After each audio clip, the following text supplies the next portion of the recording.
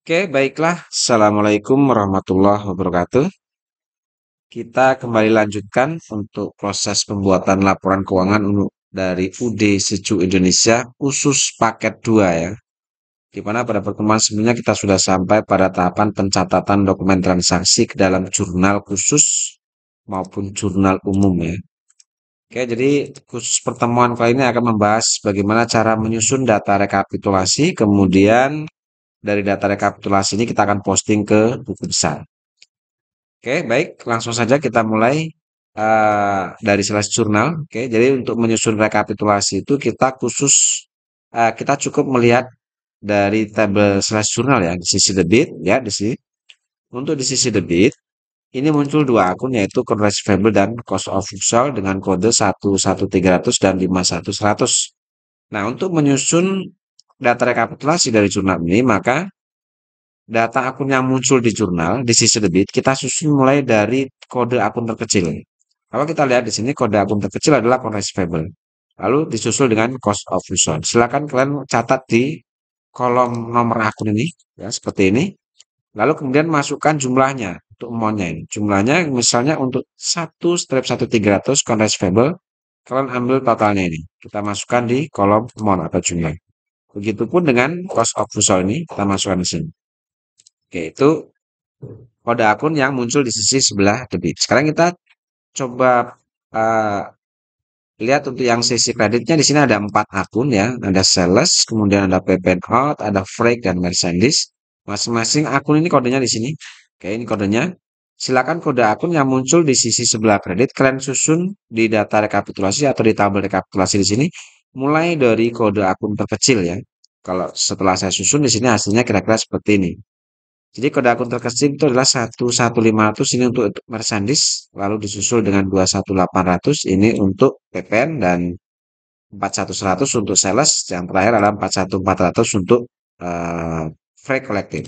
Lalu jumlahnya kita ambil untuk 11500 ini adalah 462.800 kita masukkan ke sini. Lalu untuk PPN out-nya kita masukkan 62 juta sekian.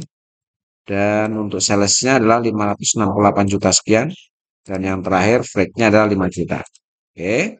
Setelah itu baru kalian jumlahkan debit dan kredit ini di kolom money total. Ketika kalian jumlahkan, kalau dijumlahkan hasilnya mestinya sama ya. Ini kalau kita lihat jumlah debit dan kredit adalah 1.098.280.000. Ini jumlah ini mestinya harus terkonfirmasi sama dengan yang ada di tabel ini, yang ada di jurnal ini. Kalau ini kita tambahkan, ya account receivable dan cost of goods sold ini kalian tambahkan, mestinya jumlahnya sama dengan ini. Begitupun dengan sisi kredit ya. Jadi kalau kita jumlahkan, maka totalnya pasti sama dengan yang ada di data rekapitulasi. Oke, itu untuk menyusun rekapitulasi slash jurnal. Kita masuk ke jurnal yang kedua untuk cash receipt jurnal. Oke, baik di cash receipt jurnal untuk menyusun data rekapitulasinya kita lihat di sisi debit. Di sini kalau kita perhatikan di sisi debit ada cash in bank. Lalu yang kedua ada cost of goods sold. Muncul dua akun di sini. Cash in bank dan cost of goods sold. Maka silakan kalian masukkan ke nomor akun di data rekapitulasi ini mulai kode akun terkecil seperti ini ya. Lalu kemudian kita ambil jumlahnya atau totalnya untuk cash in bank adalah 399 juta sekian dan untuk cost of goods sold-nya adalah 16.700.000. Kita masukkan di sini. Oke, lalu untuk sisi kreditnya, di sisi kredit di sini yang pertama muncul account receivable. Lalu kemudian muncul sales, PPN, outcome, dan merchandise. Ada 4 akun muncul di sisi sebelah kredit. Oke, dari 4 akun ini silakan kalian susun di data rekapitulasi mulai kode akun terkecil. Setelah saya susun, kira-kira hasilnya seperti ini. Kode terkecil adalah 1/1300 ini untuk account receivable. Oke. Lalu kemudian untuk 1/1500 ini adalah untuk merchandise inventory dan 21500 untuk PPN out dan terakhir sales 4100. Silakan kalian masukkan nilainya untuk 1/300 berarti yang ini 377.180.000 rupiah. 1.500 ini untuk merchandise 16.700. Kemudian untuk 21.800 PPN out ini 2.255. Oke. Dan yang terakhir salesnya ini 20.500.000. Oke, setelah selesai baru kalian jumlahkan total ini. Dan yang sisi kredit kalian jumlahkan kolom totalnya. Pastinya sama hasilnya ya, 416.635.000. Yaitu untuk cash reserve journal. Nah, silakan lakukan hal yang sama untuk purchase journal, lalu untuk cash payment journal, silakan lakukan hal yang sama untuk petty cash sampai dengan jurnal umum. Silakan susun data rekapitulasi seperti contoh yang saya berikan di awal tadi untuk sales journal dan cash reserve journal. Oke. Nah, setelah kalian susun semua data rekapitulasi, ya, setelah ini saya susun, hasilnya nanti kira-kira seperti ini untuk yang purchase jurnalnya. Ya, ini jumlahnya juga sama seperti ini. Kemudian untuk yang cash payment, setelah saya susun, jika selesai kalian susun, hasilnya nanti seperti ini. Lalu untuk petty cash-nya sama, ya, setelah kalian susun, nanti hasilnya kira-kira seperti ini. Dan untuk jurnal umum, setelah kalian susun, nanti data rekapitulasi munculnya seperti ini. Nah, setelah proses rekapitulasi masing-masing jurnal ini selesai, barulah tahapan posting jurnal ini ke dalam buku besar akan kita lakukan. Nah, tahapan atau cara memposting jurnal ini ke buku besar, maka terlebih dahulu silakan masukkan saldo awal dari masing-masing jurnal ini, mulai dari cash in bank sampai dengan petty cash. Di mana saldo awal ini bisa kalian ambil dari trial balance 30 November. Ya, di sini cash in bank ada saldo debit 1.127, maka masukkan sebagai saldo awal di sisi debit juga 1.127 juta sekian. Lalu untuk petty cash sama, petty cash saldo debit 8.700.000, kalian masukkan di buku besar sebagai saldo awal, kalian masukkan di kolom saldo di sisi sebelah debit. Dan seterusnya, kalian masukkan saldo-saldo awal ini ke dalam buku besar, sehingga jika sudah kalian masukkan, nanti kira-kira hasilnya seperti ini. Nah, seperti ini tampilan setelah saldo awal buku besar, kalian masukkan semua ke masing-masing akunnya. Oke, setelah saldo awal kalian masukkan ke buku besar, maka barulah proses posting ini akan kita lakukan mulai dari sales journal. Cara postingnya ke dalam buku besar adalah cukup gampang. Caranya seperti ini. Kita mulai dari sales journal, kita akan posting yang sisi sebelah debit dulu. Di mana di sisi debit, di sini muncul dua akun, 11300 dan 51100. Oke, kita akan mulai dari sisi debit kode akun 11300. Sekarang kita cari buku besar yang kode akunnya 11300. Ya, kode akun 11300 ternyata di sini adalah akun Correspondent. Oke, cara posting ini ke dalam buku besar, caranya adalah kita masukkan tanggalnya, itu adalah tanggal 31 ya. Jadi kalau posting ke buku besar, itu penanggalannya menggunakan tanggal 31. Keterangannya, kita ambil sumbernya. Sumbernya adalah sales journal, karena kita mau memposting sales journal, maka di buku besar ini keterangannya kalian masukkan sales journal. TB-nya, ref-nya kalian masukkan SJ. Lalu kita ambil yang di sales journal tadi, nilai jumlah saldo dari akun 11300 di sisi debit ya, 635.480. Kalian masukkan di sisi kolom posting juga di sisi sebelah debit seperti ini.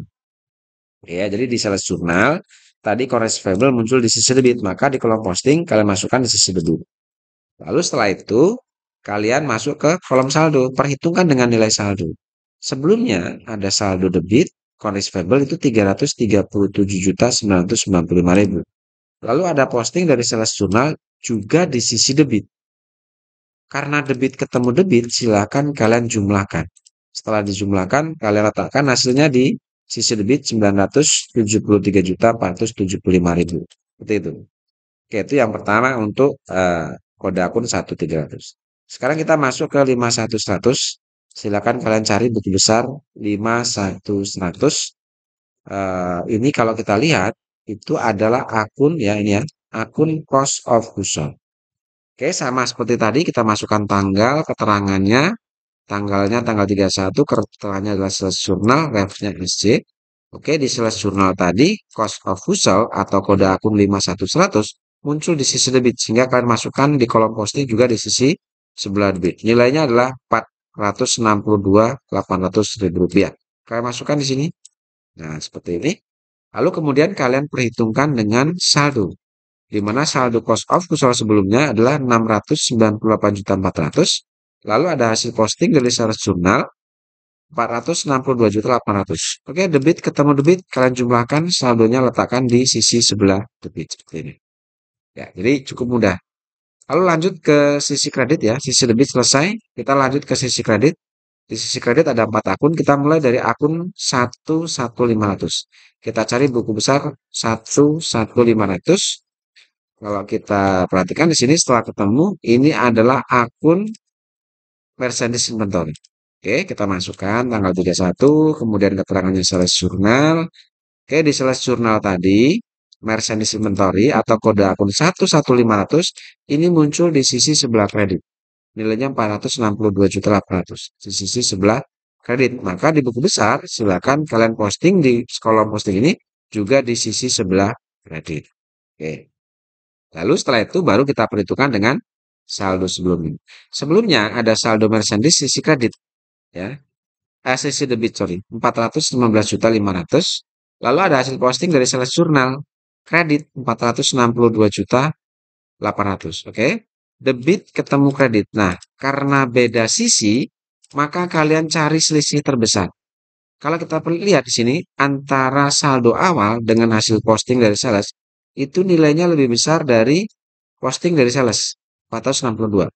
Karena lebih besar di sisi kredit atau dari posting sales, maka selisihnya kita letakkan juga di sisi sebelah kredit seperti ini. Oke, karena selisihnya lebih besar kredit, maka kita masukkan juga di sisi sebelah kredit, selisih saldonya maksudnya ya. Seperti itu. Lanjut ke ke kode akun selanjutnya 21500, kita cari 21500. 21500 ini adalah akun income tax payable. Oke. Kita masukkan seperti tadi caranya. Sorry. Salah kode akun. Kita lihat kode akun 21800, sorry, 21800. Oke, berarti yang ini ya, ini adalah untuk PPN outcome ternyata. Oke, kita masukkan tanggal, lalu keterangannya, sales jurnal ya, seperti ini. Oke, di sales jurnal tadi PPN outcome atau kode akun 21500 ada di sisi kredit, maka kalian masukkan di kolom posting juga di sisi sebelah kredit. Nilainya adalah 62.480. Kita masukkan di sini. Oke, lalu kalian perhitungkan dengan saldo. Sebelumnya ada saldo kredit 816 juta, 81 juta 610. Lalu di sini ada posting dari sales juga di sisi kredit. Kredit ketemu kredit, kalian jumlahkan, saldonya letakkan di sisi sebelah kredit. Oke, lanjut ke 41100. Kita cari buku besar 41100. Ini ternyata adalah akun sales.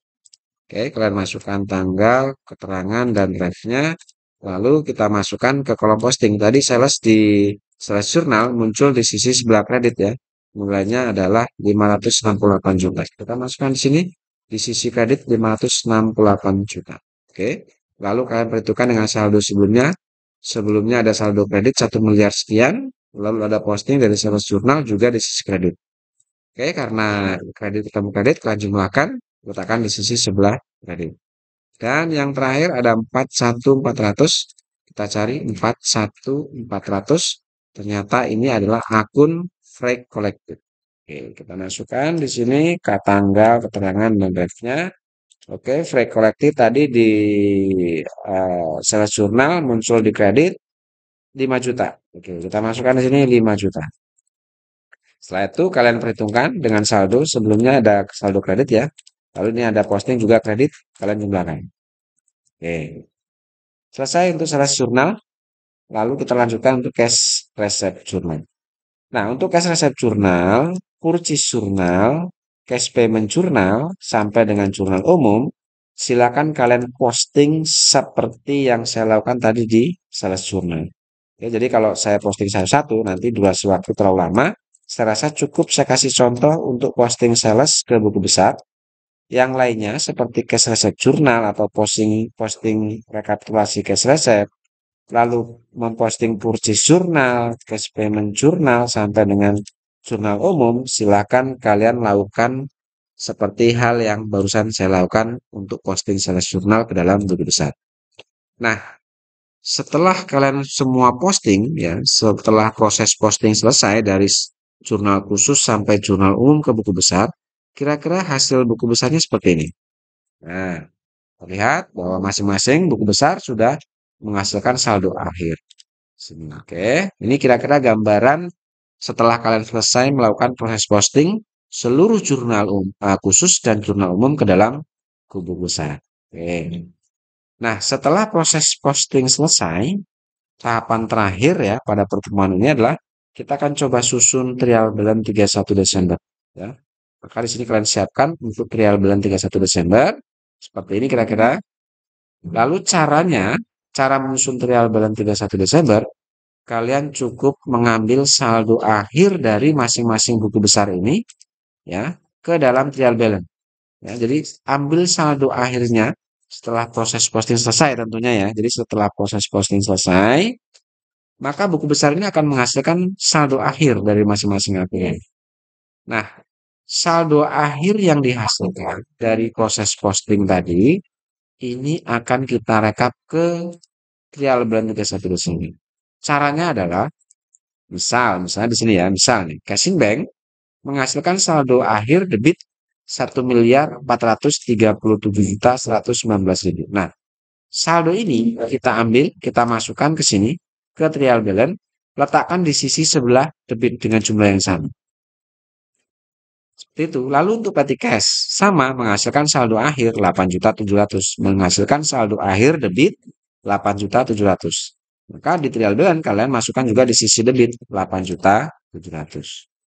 Lalu account receivable menghasilkan saldo akhir debit 566.325.000. Maka kalian masukkan di trial balance 31 Desember juga di sisi sebelah debit dengan jumlah yang sama. Lalu untuk allowance for debt full debt, saldo akhirnya kredit 12.800.000. Kalian masukkan di sini di sisi sebelah kredit. Seperti itu. Dan seterusnya kalian masukkan semua, ambil saldo akhir ini, lalu masukkan ke buku besar ini. Ya. Jika saldonya kredit, kalian masukkan di trial balance kredit. Jika saldo akhirnya debit, masukkan di sisi sebelah debit. Seperti itu ya. Nah, setelah kalian masukkan semua saldo akhir dari masing-masing buku besar ini, kira-kira trial balance-nya atau neraca saldo 31 Desember, kira-kira hasilnya nanti seperti ini. Oke, menghasilkan jumlah akhir yaitu 4.151.016.000 rupiah. Ini adalah total sisi debit dan sisi kredit dari trial balance. Itu ya, jadi cukup mudah sebenarnya, tidak terlalu sulit ya, karena ya ini tidak perlu banyak berpikir ya, hanya memindah-mindahkan saldo saja. Baik, saya rasa ini yang bisa saya sampaikan pertemuan kali terkait bagaimana cara memposting jurnal ke dalam buku besar. Kemudian setelah proses posting selesai, masing-masing buku besar akan menghasilkan saldo akhir. Dan saldo akhir dari buku besar ini kalian masukkan atau kalian susun ke dalam trial balance 31 Desember. Baik, untuk pertemuan berikutnya kita akan bahas cara menyusun jurnal penyesuaian. Mudah-mudahan ini bisa membantu dalam proses pembelajaran untuk persiapan uji kompetensi 2025. Terima kasih. Assalamualaikum warahmatullahi wabarakatuh.